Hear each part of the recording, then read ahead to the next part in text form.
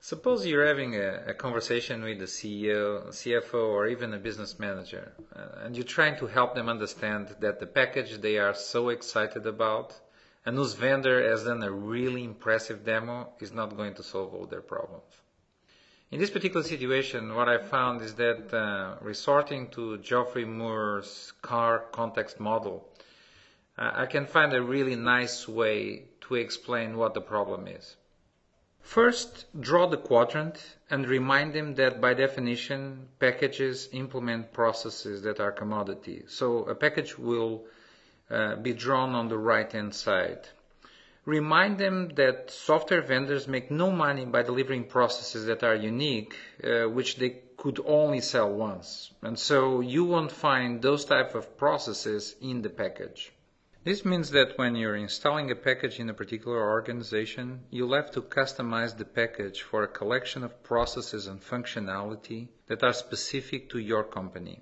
This means you're now using a package to implement a collection of processes that are half in the deploy quadrant and half into the manage quadrant.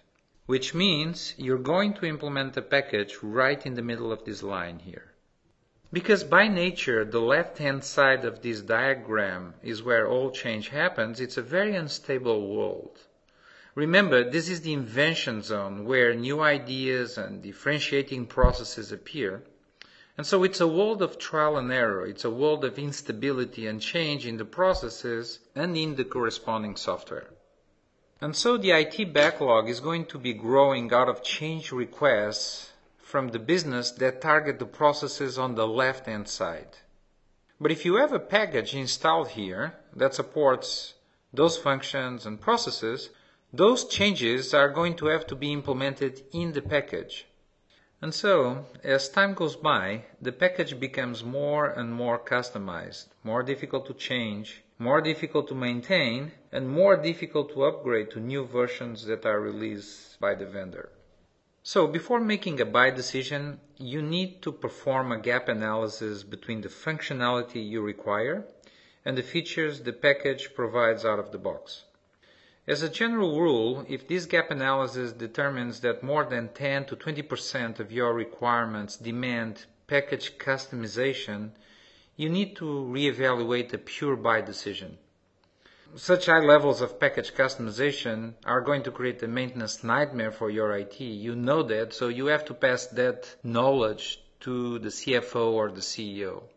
So the question that they usually ask you at this point is, oh, okay, I got it. So what's the solution to this? Well, what should we do? For these scenarios, building the whole solution from scratch is not a feasible option. Go ahead with the package, but make sure that it has a very extensive collection of open APIs, preferably web service APIs. For the processes that are custom and which lie on the left-hand side of the diagram, use a composite application platform or development framework. Build a custom application and glue it to the package via web services. The final solution should be a composition of something that you build and something that you buy. You've created a solution where you've isolated the piece that is stable and that needs to stay stable from the part that is going to change. In this case, of course, you need to look for a development framework and processes that are geared towards supporting that change, because the promise you are making to your CEO or CFO here is that you have now an architecture and the capability that enables you to respond to business change requests fast and effectively. I don't know if you realize this, but you've just explained to a non-tech person the basics of a service-oriented architecture, where systems need to be isolated from each other but loosely connected. You've also given them a sense of how expensive software change is, depending on the component that's going to be impacted by that change. In my next video, I will tell you how I usually explain the full impact of a service-oriented architecture to a CEO or CFO and go into detail on some of the IT practices required to implement a no-nonsense pragmatic approach to SOA.